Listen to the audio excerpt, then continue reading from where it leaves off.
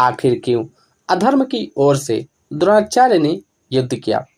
द्रोणाचार्य जैसा महाज्ञानी व्यक्ति जो यह भली भांति जानते थे, अगर दुर्योधन जीता तो अधर्म की जीत होगी, फिर भी क्यों दुर्योधन का साथ दिया?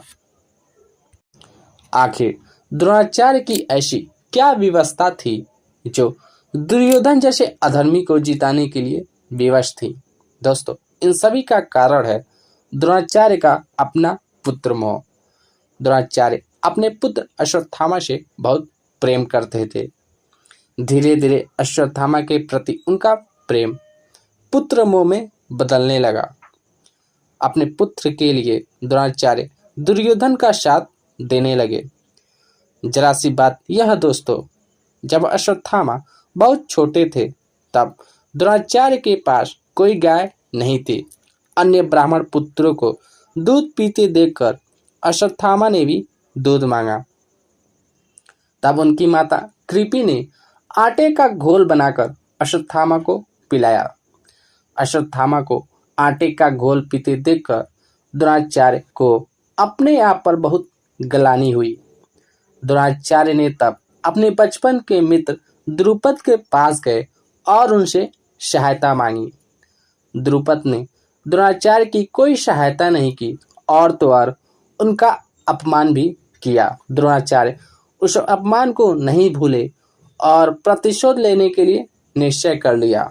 एक बार संयोग से पितामह भीष्म को द्रोणाचार्य के शस्त्र कौशल के बारे में ज्ञात हुआ। उन्होंने द्रोणाचार्य को कुरुवंश राजकुमारों के गुरु के रूप में नियुक्त कर दिया। अपनी दरिद्रता के कारण द्रोणाचार्य कुरुवंश राजकुमारों के गुरु के रूप में स्वयं को स्वीकार कर लिया और अपना सारा जीवन हस्तिनापुर राज्य की सेवा में सौंप दिया। उन्होंने ये सब अपने पुत्र प्रेम के लिए किया। द्रोणाचार्य ही क्यों, संसार का कोई भी पिता अपने पुत्र को सुख समृद्धि देना चाहता है। द्रोणाचार्य की जगह कोई भी व्यक्ति रहता तो शायद यही करता। धीरे धीरे द्रोणाचार्य राजकीय सुख सुविधाओं के आदि होते चले गए।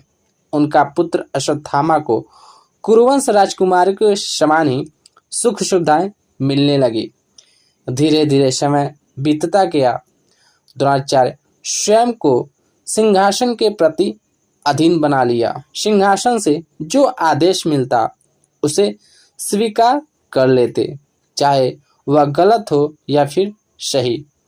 कहने को तो वो कुरुवंश राजकुमारों के गुरु थे, परंतु गुरु का कर्तव्य क्या होता है वह भूल गए।